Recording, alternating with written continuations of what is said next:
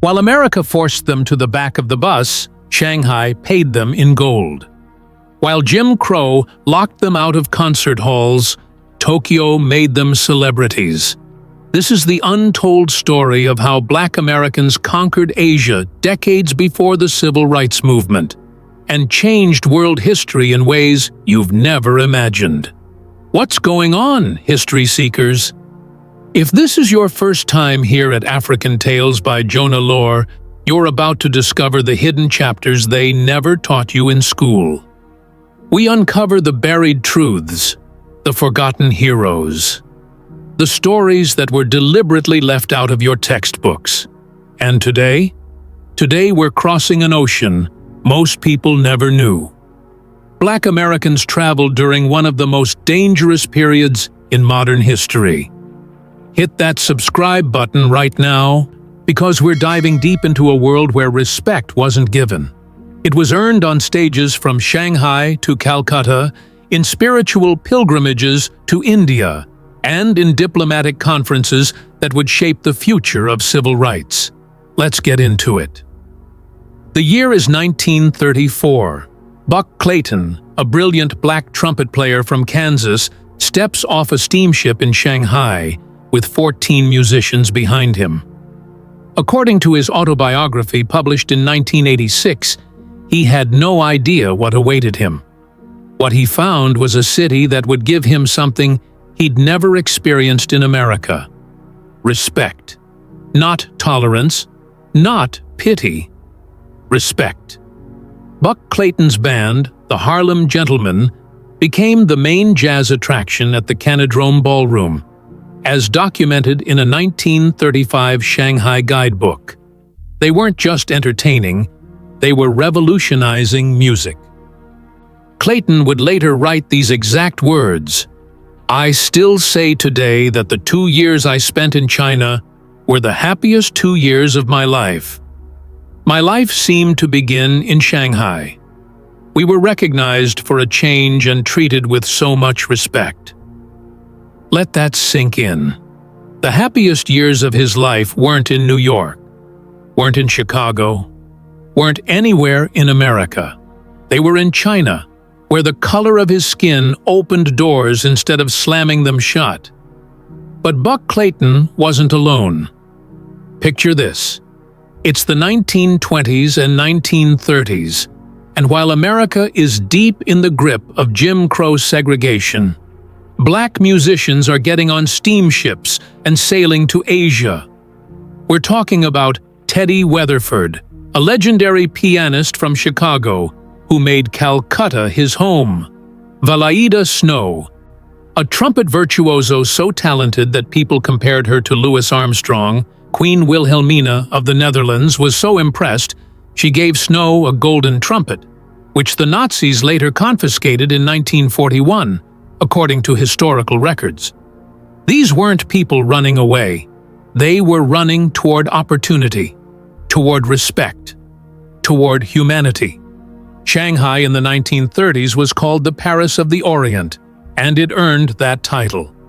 According to Andrew Jones, author of Yellow Music, Media Culture and Colonial Modernity in the Chinese Jazz Age, the city was a melting pot of cultures.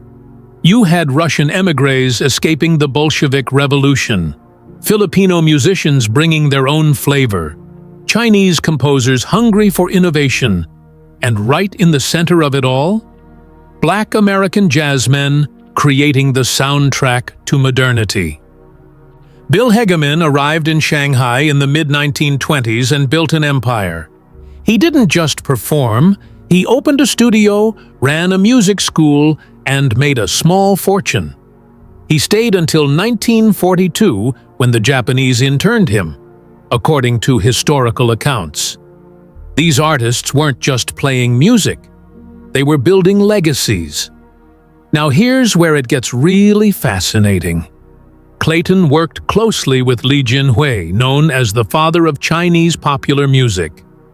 According to multiple historical sources, including Buck Clayton's own autobiography, they didn't just collaborate. They created something entirely new. They fused American jazz with traditional Chinese music, creating what became known as Chinese jazz or yellow music. Clayton would adapt Chinese musical scales into American arrangements, while Lee absorbed the jazz influence Clayton brought. They were building bridges between two worlds through pure artistic innovation. Midge Williams did the same thing in Japan. During her 1934 performances at the Florida Ballroom in Tokyo, documented in historical records, she held what amounted to master classes for Japanese musicians. She recorded songs in both Japanese and English. The emerging Japanese jazz community considered her contributions substantial and transformative. Think about what this means. While Black Americans couldn't even sit at the same lunch counter as white Americans back home, they were teaching, creating, and shaping the musical future of entire nations in Asia. But music was just one avenue. Let's talk politics and power. 1929. Kyoto, Japan. The Institute of Pacific Relations, think of it as the precursor to today's APEC, is holding its third conference. The theme? The peoples of the Pacific have become the captains of their own destinies. Powerful words, especially for colonized nations and oppressed peoples. And guess who Japan specifically requested be part of the American delegation? A Negro of distinction, according to historical documentation. But there's a problem. The white American delegation doesn't think Black Americans have anything to contribute to policy discussions about Asia. They actually debated whether to honor Japan's request, concerned it would set a precedent acknowledging that Black Americans had valuable perspectives on international relations. Respect for the host won out. James Weldon Johnson, yes, the James Weldon Johnson, co-author of Lift Every Voice and Sing, the Black National Anthem, was invited as the sole Black American among 45 U.S. delegates, as documented by the American Political Science Review. From the moment his ship docked at Yokohama on October 18, 1929, Johnson was mobbed by Japanese reporters.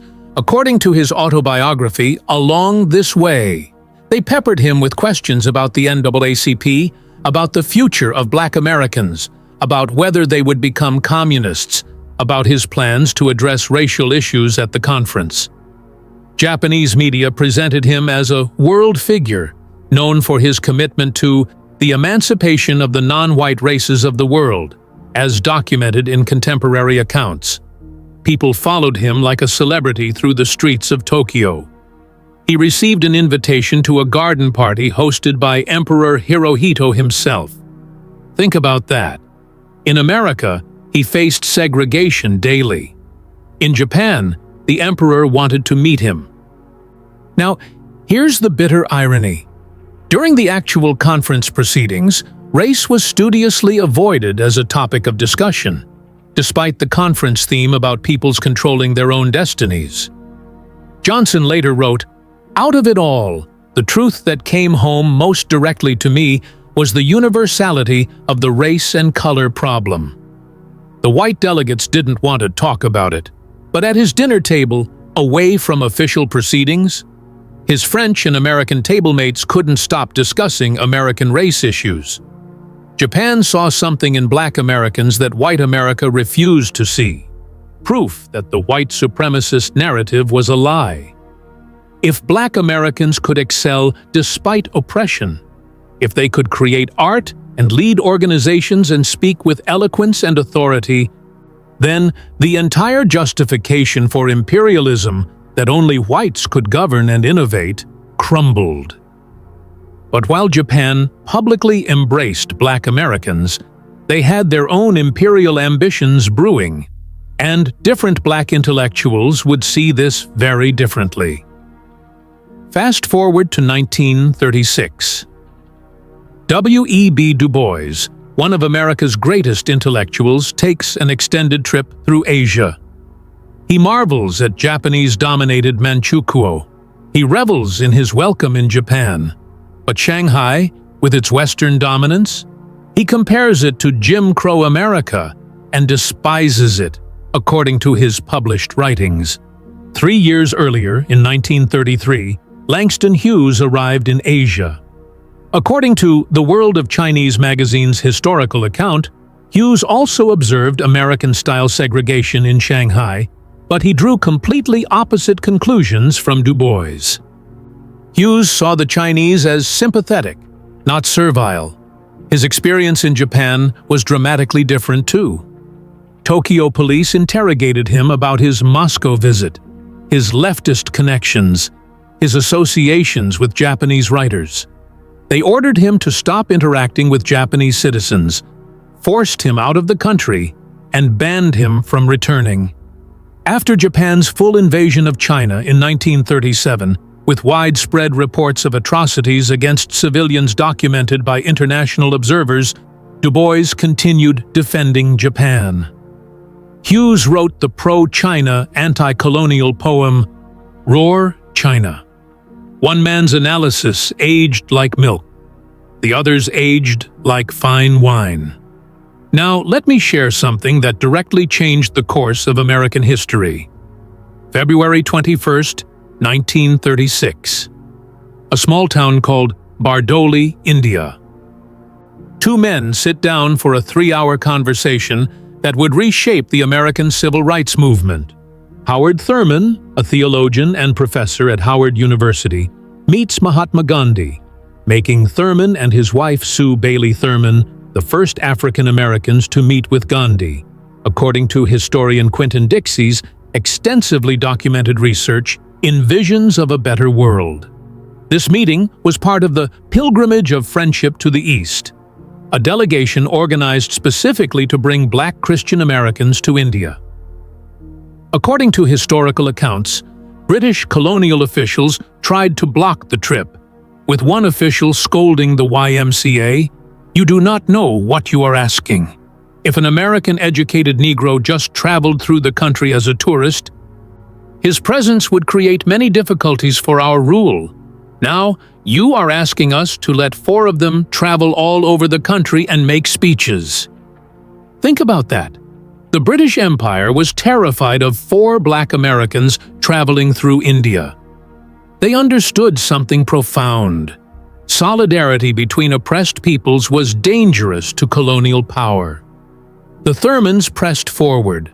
Over 140 days, Howard Thurman gave 135 lectures across India, Ceylon, and Burma, as documented in the Papers of Howard Washington Thurman. Everywhere they went, Indians were fascinated.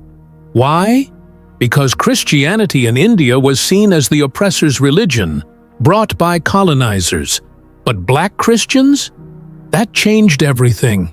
They represented a different possibility, people who found strength and hope in the same religion their oppressors claimed as their own. In that 3-hour conversation with Gandhi, according to Mahadev Desai's notes, Gandhi's personal secretary who documented the meeting, they discussed everything from lynching to segregation to the redemptive power of nonviolence. Gandhi asked the question that haunted many Indians. Why did enslaved Africans adopt Christianity, the religion of their masters? Thurman was fascinated by Gandhi's concept of ahimsa, nonviolence, but Gandhi explained it wasn't passive. According to his words documented in historical records, ahimsa is more positive than electricity and more powerful than even ether. It's active, transformative love that, when embodied by even a single person, becomes more powerful than hate and violence. As the meeting concluded, Gandhi made a prophecy. According to Desai's notes and multiple historical sources, Gandhi told them, "It may be through the Negroes that the unadulterated message of nonviolence will be delivered to the world." 20 years later, that prophecy came true. Howard Thurman wrote Jesus and the Disinherited in 1949, a book that showed how nonviolent movement could achieve civil rights in America. A young minister named Martin Luther King Jr. carried that book with him everywhere. As documented by numerous biographers, and King's own statements. The seeds planted in that 1936 meeting in India would blossom into the Montgomery bus boycott, the March on Washington, and the transformation of American society. But there's more. Thurman co-founded the Church for the Fellowship of All Peoples in San Francisco in 1944, the first non-denominational interracial church in America. He mentored an entire generation of black ministers who would lead the civil rights movement. Faith played another powerful role too. Edward Carter Sr., a Pentecostal evangelist, moved with his family from Los Angeles to Calcutta in 1925 to launch a mission, according to historical records. In 1927, typhoid fever forced them to disembark in Shanghai. By 1928, Carter was preaching to standing-room-only crowds at the Chinese YMCA, documented in contemporary accounts.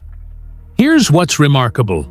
Carter attributed his success specifically to being black. At a time when anti-foreign sentiment was so strong that Westerners had been killed in the 1927 Nanking incident. According to historical documentation, Chinese communities welcomed Carter to evangelize in provinces beyond Western-controlled Shanghai. His identity gave him access where white missionaries couldn't go. Let me share a piece of wisdom that captures this entire story. W.E.B. Du Bois once wrote, "The problem of the 20th century is the problem of the color line." But what these black Americans discovered in Asia was this: when you cross that line, you don't just escape oppression. You create new possibilities for humanity itself. These weren't just musicians, diplomats, and preachers. They were pioneers who proved that black excellence doesn't require white approval. They showed that art transcends borders. That respect is universal. That freedom tastes sweeter when you have to cross an ocean to find it. By 1937, Japan's invasion of China was accelerating. By December 1941, Pearl Harbor would bring America into World War II. The golden age of black Americans in Asia would end. Many were interned, like Bill Hegeman and Earl Whaley's orchestra members, documented in historical accounts from the Waisian Japanese prison camp. Others escaped just in time, but what they built, the music, the connections, the seeds of nonviolence, the proof of black humanity, that legacy lives on. Now, here's what I want you to understand. Every single fact I've shared today comes from official documents, academic research, autobiographies, and verified historical sources. This isn't speculation. This isn't theory. This is your history that was deliberately buried, kept out of textbooks, erased from the narrative. And here's my question for you. What other stories are we missing? What other chapters of black excellence were hidden from us? Drop your thoughts in the comments below. Tell me what stories you want us to uncover next. If this opened your eyes to something you never knew existed, smash that like button. Share this with someone who needs to know that our history is far bigger, far more global, far more powerful than we've been taught. And subscribe to African Tales by JONA-LORE, because we're not just telling stories, we're reclaiming our complete history, one buried truth at a time. The world tried to make black Americans invisible, but in Shanghai, Tokyo, Calcutta, and Bardoli, they shined so bright, they changed the world forever. And that's not a story. That's a revolution. I'll see you in the next one. Stay curious, stay proud, stay hungry for truth.